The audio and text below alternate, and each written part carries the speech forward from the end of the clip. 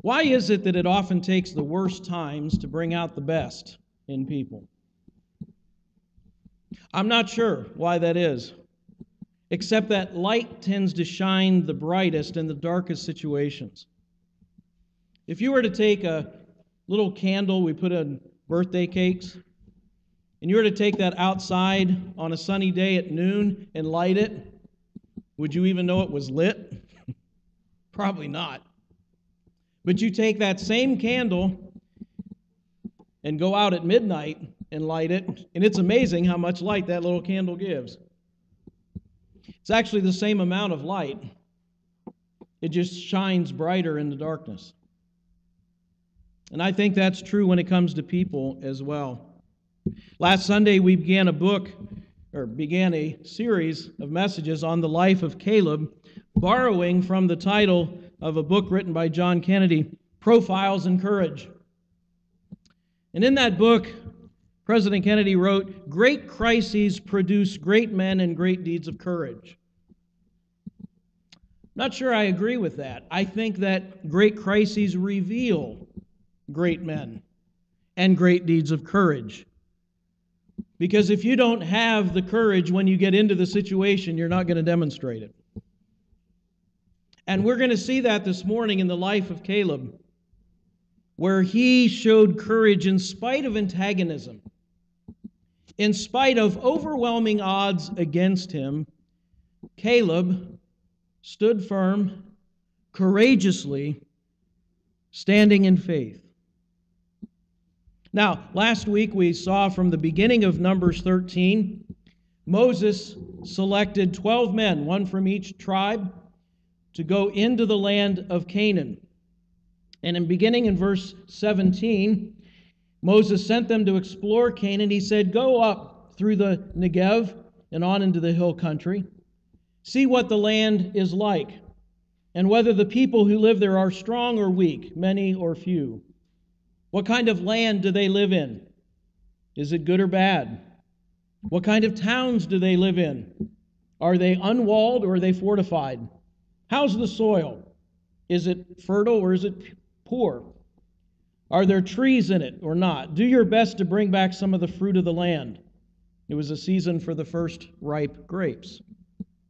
So they went up and explored the land from the desert of Zin as far as Rehob toward Lebo Hamath. They went up through the Negev and came to Hebron, where Ahiman, Shishai, and Talmai, the descendants of Anak, lived. Hebron had been built 7 years before Zoan in Egypt. When they reached the valley of Eshcol, they cut off a branch bearing a single cluster of grapes. 2 of them carried it on a pole between them, along with some pomegranates and figs. That place was called the Valley of Eshcol because of the cluster of grapes the Israelites cut off there. At the end of 40 days, they returned from exploring the land. Notice here the commission of the 12 spies. They were to go and check the land out. Now, nowhere in here does Moses say, "Come back and tell us if we can conquer this land or not." That was not their mission. Their mission was simply a fact-finding research. Go check it out. Tell us what the land is like. Tell us what the produce is like. Tell us how many people there are there and the kind of cities they live in. But nowhere in this commission do you find Moses asking the spies, "Tell us if you think we can win." Now, as we look at this passage in Numbers, it seems that this is God's idea. The Lord instructed Moses to do that.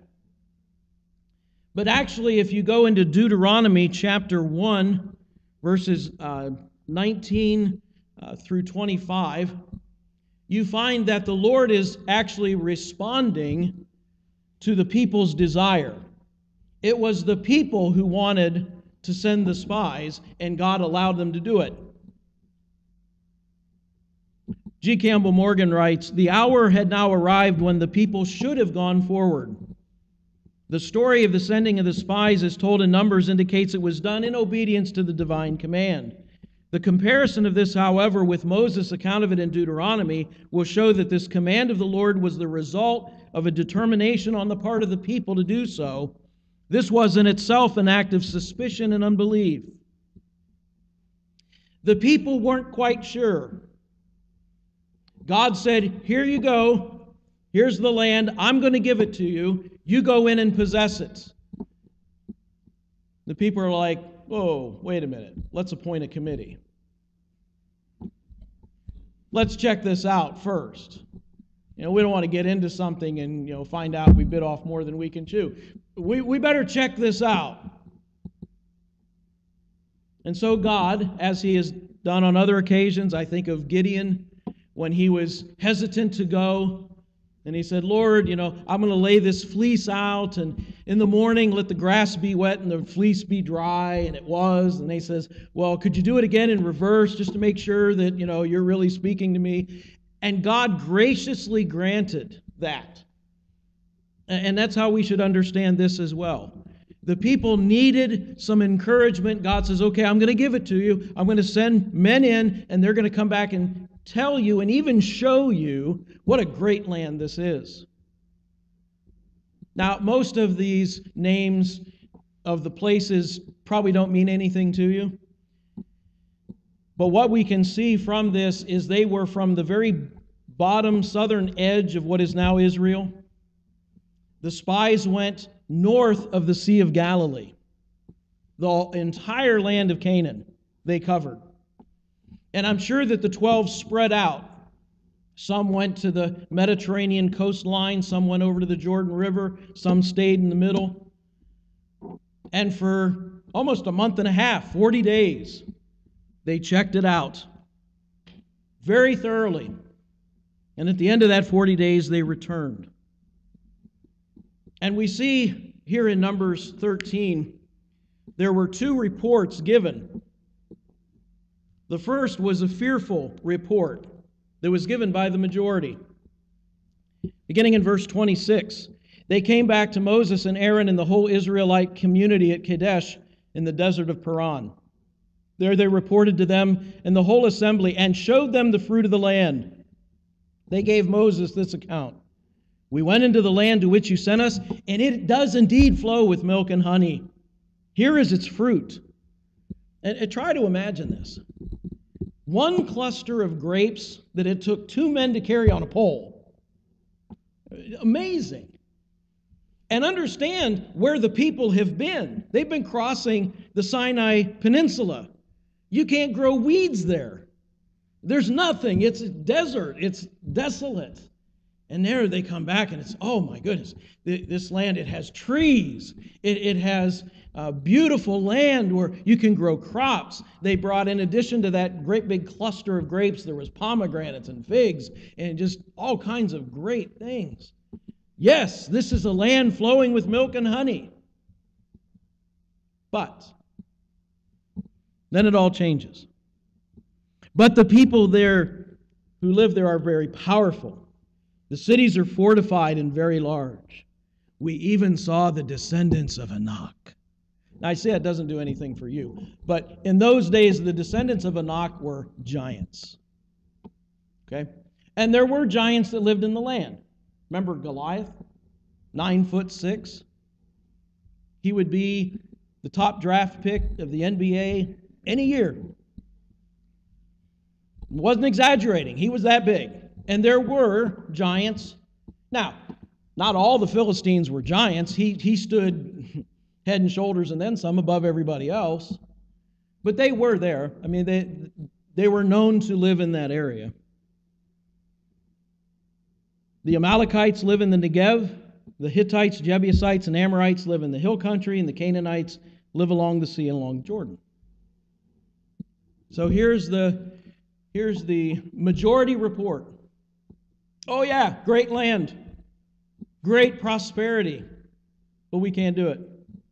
Look down to verse 31. We can't attack those people. They're stronger than we are. And they spread among the Israelites a bad report about the land they had explored. They said, the land we explored devours those living in it. All the people we saw there of great size, We saw the Nephilim there. It's the Hebrew word for giants. The descendants of Anak came from the Nephilim. We seemed like grasshoppers in our own eyes, and we looked the same to them. Do you notice a change from the first paragraph I read to the second? The second paragraph is exaggerated. The first paragraph says, well, the land is great. It's fertile, it's prosperous, it's beautiful, it's lovely. And now they're saying the land itself swallows up those who live in it. Really? Initially, they said they live in fortified cities, and we saw some of the giants. Later, they said, everybody's a giant. You'd think they were scouting out Texas, right, where everything's bigger. But fear does that. Fear exaggerates the problem. Fear makes the problem bigger than it really is. Fear takes a challenging situation and makes it impossible. To the point of the people, these 10 spies, concluding, we can't do it. It can't be done. They were seeing it in fear, and their fear overwhelmed their faith. And it wasn't even accurate. And not only did they exaggerate the problem, they completely missed the attitude of the people. The very last verse I read, we were like grasshoppers in our eyes compared to them, and they thought the same thing too. But we know that wasn't the case. When you go into Joshua, when the people finally did get into the land, the very first place they stop is Jericho. And once again, a couple of spies go in to check it out. They run into this really nice lady named Rahab. But she said to them, we've heard of you people, and we're scared to death of you. We heard how your God brought you out of Egypt and miraculously parted the Red Sea, and you guys walked through it, and then when the Egyptian army came, he closed it in on them and wiped them out. We've heard about these miracles. We've heard how God has fought for you, and we know He's going to destroy us. The Canaanites were shaking in their boots or sandals. And yet these 10 spies are like, oh, we were grasshoppers in their eyes. They had an inferiority complex. And they saw the problem as bigger than it really was. Warren Wiersbe writes, they saw the giants and saw themselves as grasshoppers, but they did not see God. Their eyes were on the obstacles, not on the God who led them there. Instead of reporting on the blessings of the land, the 10 spies emphasized the difficulties, giving an evil report of God's holy land. Fear always sees the obstacles. Faith always sees the opportunities. I like the way Stuart Briscoe puts it. Caleb and Joshua had grapes and the rest had gripes.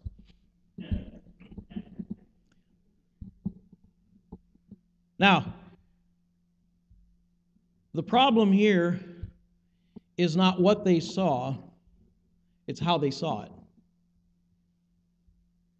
We're going to see that 2 of the spies had a different report. And it's going to sound so different that you wonder if they were even in the same mission. But it was a perspective that they took. When we see ourselves as a grasshopper, when we see ourselves as nothing, not even the obvious facts make the slightest difference. The grasshopper complex is one of the most crippling of all psychological attitudes. Perhaps the greatest single sin of Christians in any century was the mistake made by those spies, facing human problems with human resources. Whether it's preparing a church budget, deciding how to share our faith, tackling our personal problems, the question is often, how much can I do? We very rarely ask, how much can God do? That's what they had done. They were focusing on what they could accomplish themselves. And as a result, perpetual failure is inevitable. Instead of comparing our problems to God, we compare them to ourselves. Little wonder we feel like grasshoppers against an army of giants.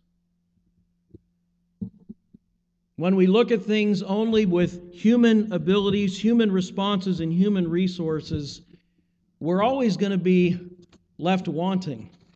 We're always going to be overwhelmed by what's around us because we're not looking with the eyes of faith. Now we see that in the faithful response of the other two spies, Caleb and Joshua. In verse 30 of Numbers 13, Caleb silenced the people before Moses and said, "We should go up and take possession of the land, for we can certainly do it." I want you to understand the numbers here. 10 against 2. 83% of the spies said, "We cannot do it. It's too much. It's too big." And Caleb said, "We need to move forward. We can do this." Actually, what he says is, "The Lord can do this." And that's the difference when you look through the eyes of faith. Look down into Numbers 14, starting in verse 6.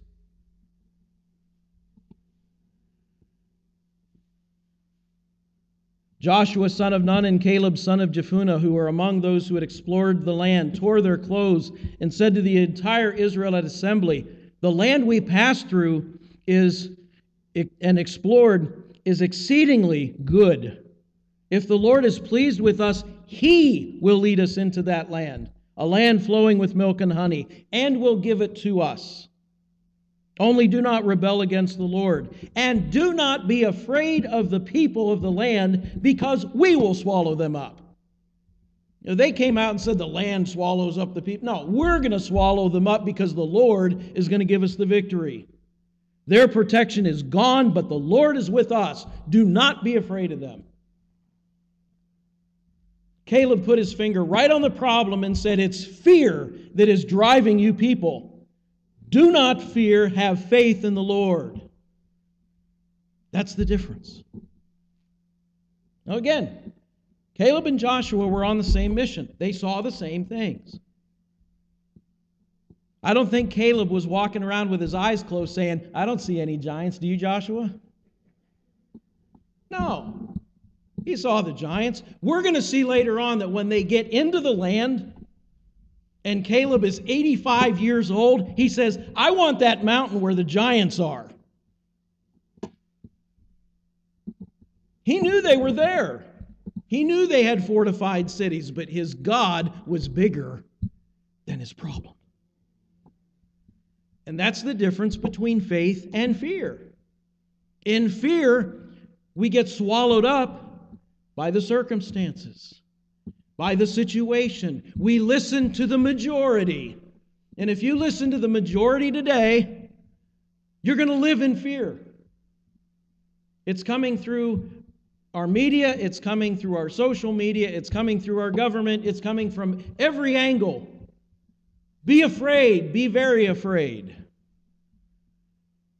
But when we can look with our eyes open, I'm not suggesting sticking your head in the sand, but when we look with our eyes open and we see God, there's no need to fear.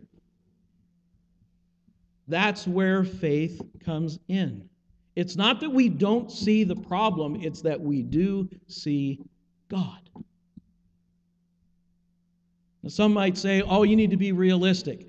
We are the most realistic of all people. They're the ones that are ignoring the facts that there is a God who is bigger than our problems. I've heard this question asked before by people who like to try to trip up Christians. Can God create a rock that's too big for him to move? The answer is no, but we can. We can create a problem that we think is too big for God to handle. It's all in our mind.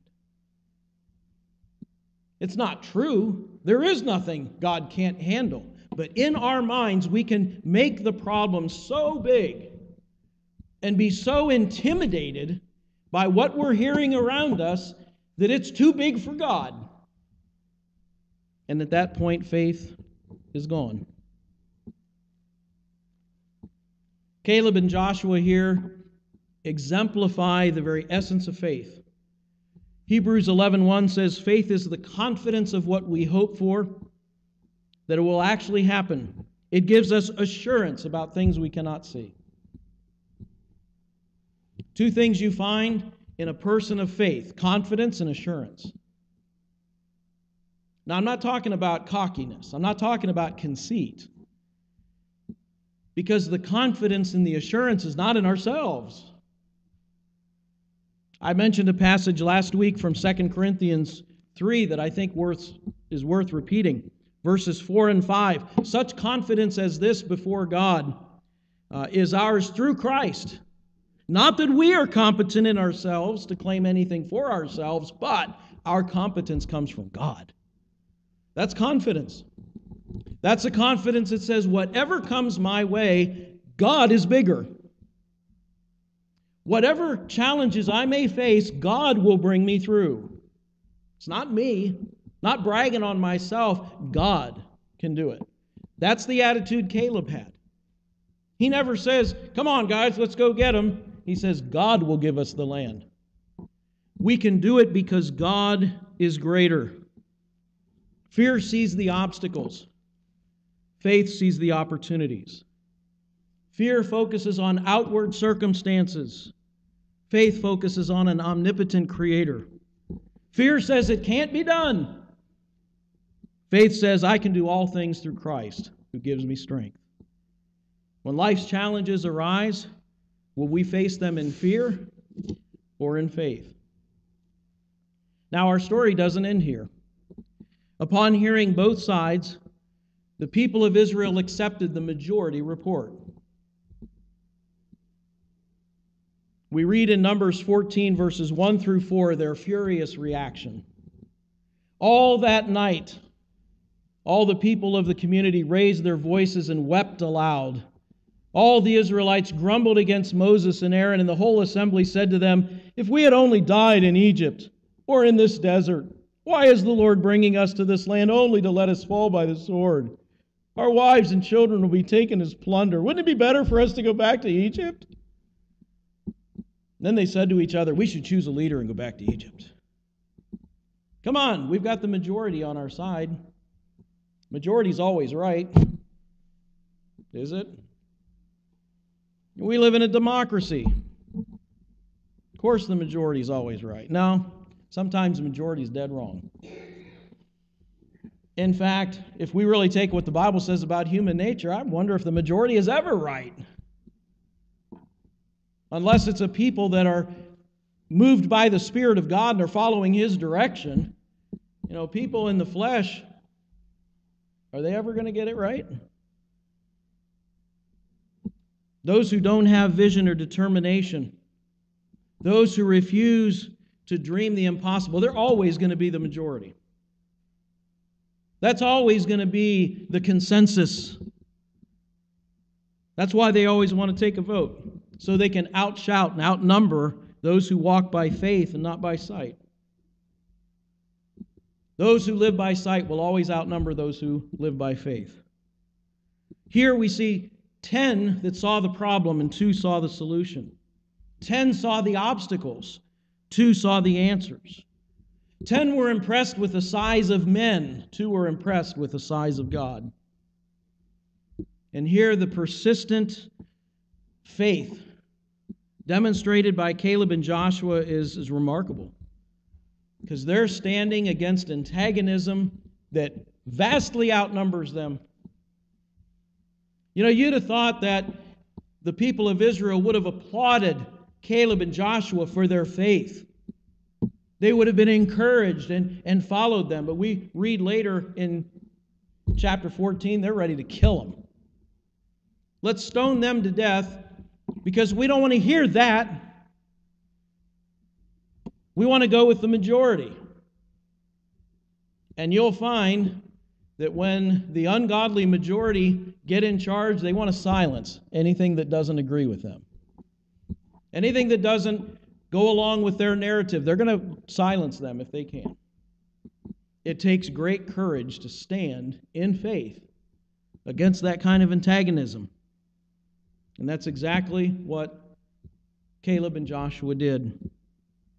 Andrew Jackson once said, "One man with courage makes a majority." I've heard some people say, "God in me makes a majority." And that's true. If you are the only person standing in faith and you're standing in God, you're on the winning side. It doesn't matter what the poll results are. It doesn't matter what the election results are. If you're on God's side, you win. And sometimes that means you're the only one. You might be the only one in your family. You might be the only one at your workplace. The only one in your community. The only one in your circle of friends. Maybe the only one in your church that sees God instead of the problem. Are you willing to take a stand? Going back to that book, Profiles in Courage, Kennedy wrote, "It takes great courage to do what you think is right, even if it may mean the end of your career and the dislike and criticism of your friends and neighbors." He's right. And Jesus told his followers, get ready, because that's what's going to happen. Now, we keep reading in Numbers 14, God's ready to wipe everybody off the face of the earth and say, "I'm done." And Moses intercedes and says, "Well, you know, God, if you brought these people out of Egypt and did all those miracles and you slay them here, what's that look like?" And God relented, but he did say this, "As surely as I live and as surely as the glory of the Lord fills the whole earth, not one of the men who saw my glory and the miraculous signs I performed, but who disobeyed me and tested me, not one of them will enter the land." But Caleb's different. He has a different spirit. He follows me wholeheartedly. I will bring him into the land, and his descendants will inherit it. You want to talk about being outnumbered? Some scholars estimate there may have been 2 million people in the nation of Israel at this time. You know how many of them got into the promised land? 2. Joshua and Caleb, that's it. Everyone else died in the wilderness over the next 40 years. God says, I'm going to honor their faith. I don't care if they were outnumbered by everybody else. They're going to win. Everybody else loses. And that may be what we face today. We may be the only one. You stand strong. You keep seeing God, and you will overcome.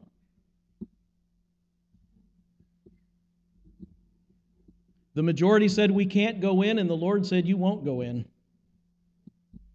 Caleb said we can go in, and the Lord said you will go in.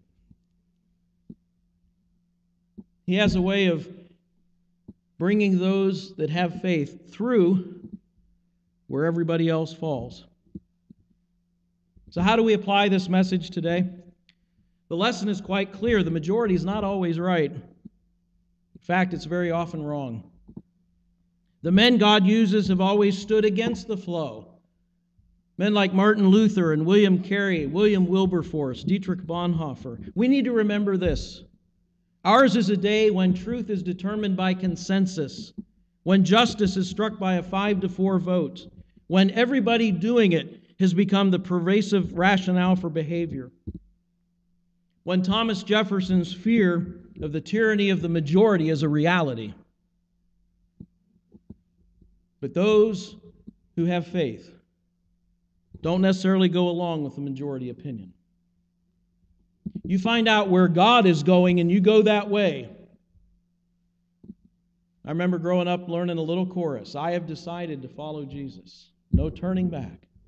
And one of the verses, though none go with me, still I will follow.